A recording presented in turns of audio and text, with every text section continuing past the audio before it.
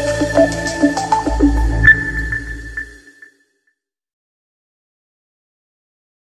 दोस्तों, dynamic programming के lecture series में आपका स्वागत है।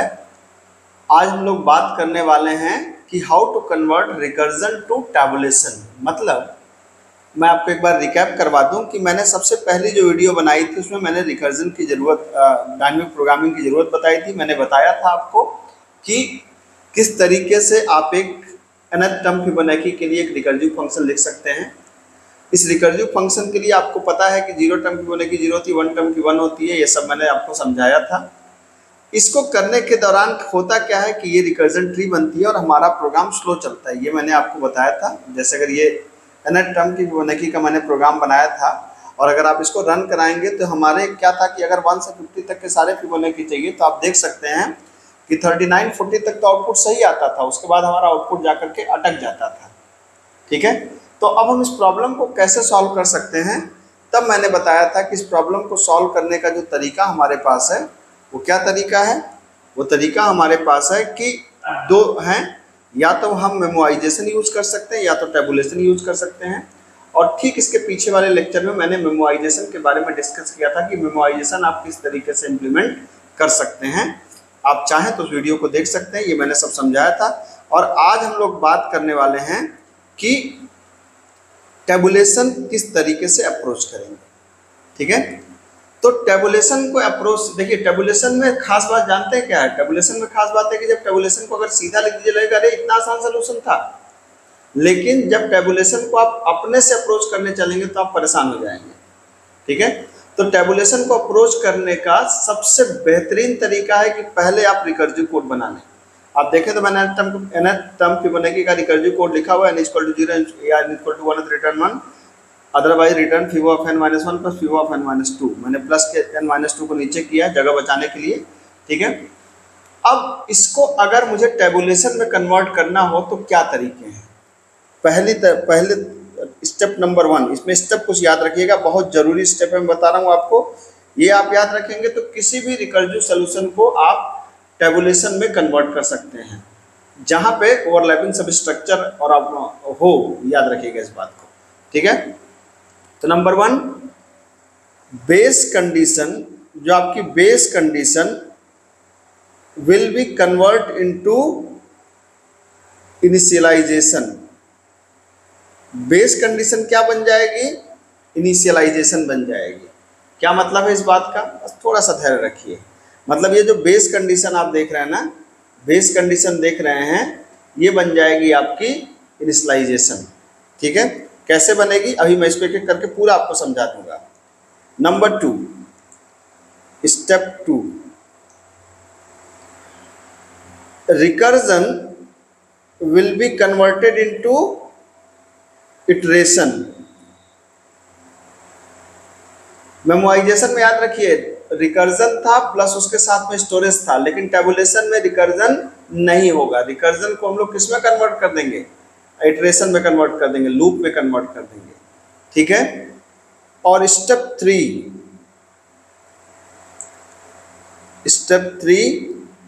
3 ये है कि आप देखेंगे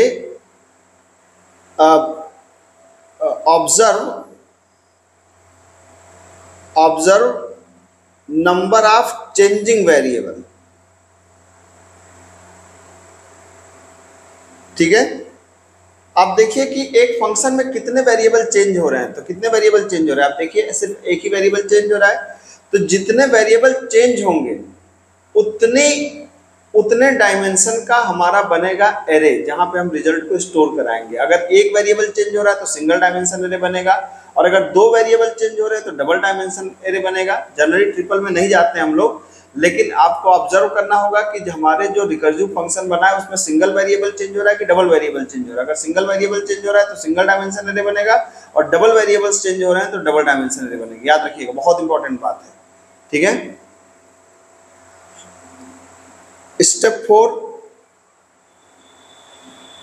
n will be converted into i। अब ये कोई हार्ड एंड फास्ट रूल नहीं है, ये मेरा अपना ऑब्जर्वेशन है कि मान लीजिए यहाँ पे n है तो वहाँ पे हम i की लूप चलाएंगे। जनरली लूप हम i j की चलाते हैं, आप abc भी चला सकते हैं, लेकिन मैं मान के चल रहा हूँ कि लूप हम लोग i करेंगे। तो जहाँ जहाँ n है वहां क्या हो जाएगा, आई हो जाएगा। ठीक है, अब ध्यान से देखिएगा इस बात को। अब देखिए, अब हम लोग इस फार्मूले को आप याद रखिएगा। अब देखिए, मैं बड़े आराम से इस रिकर्सिव फंक्शन को कन्वर्ट करने वाला हूं टेबुलेशन में। ठीक है, तो सबसे पहले आपने लिखा है फंक्शन में, आपने लिखा है कि INT फीबो और INT n, इसमें कोई बदलाव नहीं होगा। इसको मैं थोड़ा नीचे उतार दूं क्या? नीचे कैसे उतरेगा? ठीक है, नीचे लाने के लिए थोड़ा सा मेहनत करनी पड़ेगी मुझे, थोड़ा अच्छे से सेलेक्ट करना पड़ेगा। इसको थोड़ा इधर कर देते हैं और इसको मैं ये थोड़ा सा इसके पैरेलल ला दें, तो इसको क्या होगा कि आपके समझने में आसानी होगी कंपैरेटिव।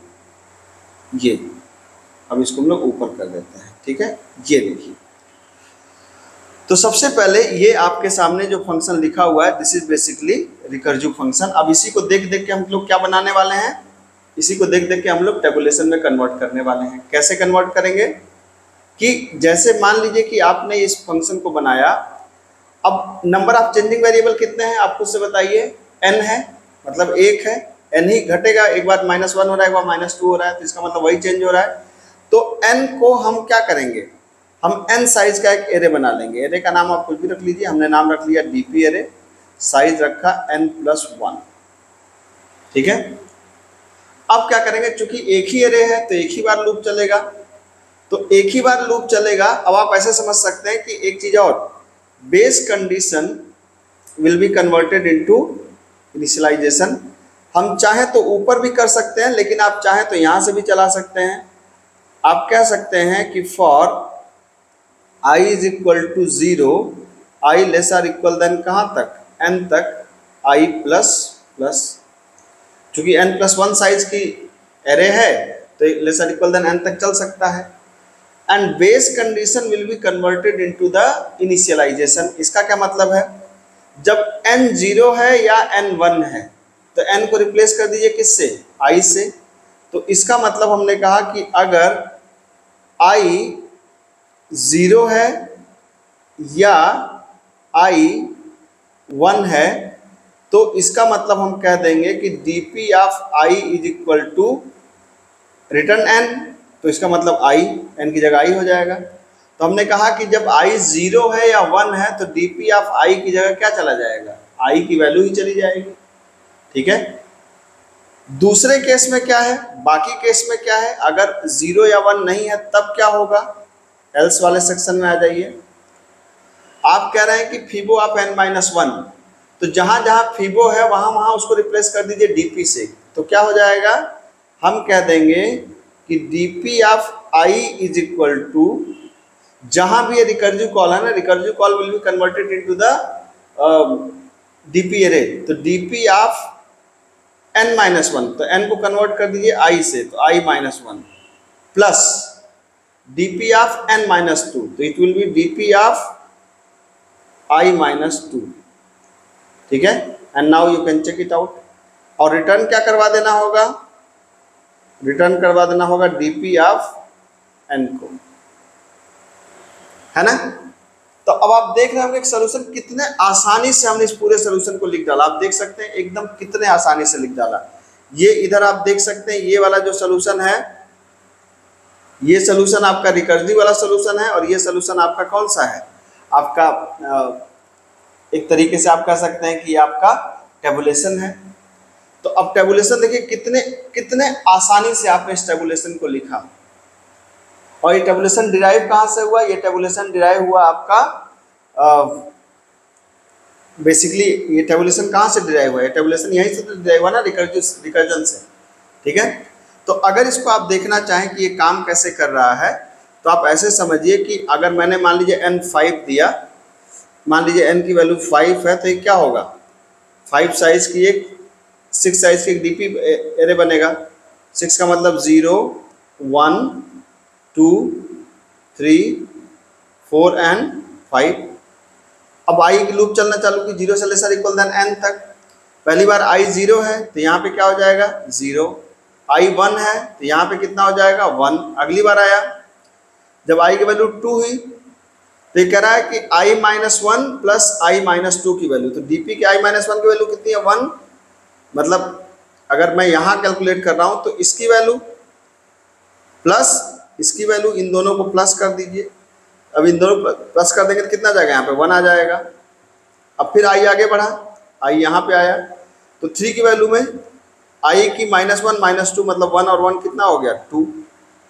फिर i एक आगे बढ़ा, ठीक है, तो 4 माइनस 1 मतलब 3 की वैल्यू 2 की वैल्यू तो कितना आ गया 3 आ गया। फिर i एक आगे बढ़ा तो माइनस 1 माइनस 2 की वैल्यू 3 2 कितना हो गया 5 हो गया। अब आप देख सकते हैं कि जहाँ अब ये लीनियर टाइम में हमारा काम हो गया। लीनियर टाइम का मतलब कि काम को करने में कितनी बार लूप चली, एक ही तो लूप चली ना। अभी तक रिकर्सिव डबल काम कर रहा था और काम को ओवरलैप ऐसे इस तरीके से रिकर्जन आपका चल रहा था, ठीक है। तो आप देख सकते हैं कि ये कितना आपका फास्ट हो जाएगा आपका n टाइम में। अब आपकी टाइम कॉम्प्लेक्सिटी कितनी हो जाएगी, ऑर्डर ऑफ n। अगर आप इसको देख सकते हैं प्रोग्रामिंग एस्पेक्ट में, आप इसको देखना चाहें तो आप क्या कर सकते हैं, यहाँ पे देखिए सेम चीज़ था। मैंने कहा कि एक आपको डीपी एरे लेना होगा, तो आपने यहाँ पे एक डीपी एरे लिया, साइज क्या है n+1 की, ठीक है। उसके बाद आपने क्या किया, उसके बाद में अब आपने ये तो हटा दिया, रिकर्जन नहीं चाहिए हमको, तो हमने क्या किया, हमने कहा कि ऐसा करो भाई लूप चला दो, int i equal to 0, i lesser equal than n और i प्लस प्लस। फिर आपने कहा यदि कंडीशन लगा दिया आपने कि यदि i 0 हो या i 1 हो तो क्या कर दो, dp of i equal to i की करंट वैल्यू, ठीक है। एल्स आपने क्या कहा, dp of i is equal to dp of i minus 1 plus dp of i minus 2, और अंतिम में आपको क्या रिटर्न कर देना है, अंतिम में आपको रिटर्न कर देना है dp ऑफ n को रिटर्न कर देना है। अब आप देखिए सेम प्रोग्राम जो 40 में जाके फंस रहा था, अब आपका प्रोग्राम देखिए 50 तक कितनी तेजी से चला गया। हालांकि लास्ट में गार्बेज वैल्यू आ रहा है 47, 48, 49, मतलब 47, 49, 50 में ये गार्बेज वैल्यू आ रही है, लेकिन गार्बेज वैल्यू किसके लिए आ रही है, गार्बेज वैल्यू आ रही है ये इंटीजर की रेंज क्रॉस कर रहा है, लेकिन कैलकुलेशन देखिए तुरंत खटाखट हो रहा है ना। तो अगर आप इस चीज़ को ध्यान से देखें तो ये क्या हो गया, अब हमारा काम लीनियर टाइम में होने लगा, ठीक है, मतलब n टाइम पे हमारा काम होने लगा और हमारी टाइम कॉम्प्लेक्सिटी क्या हो गई, घट गई।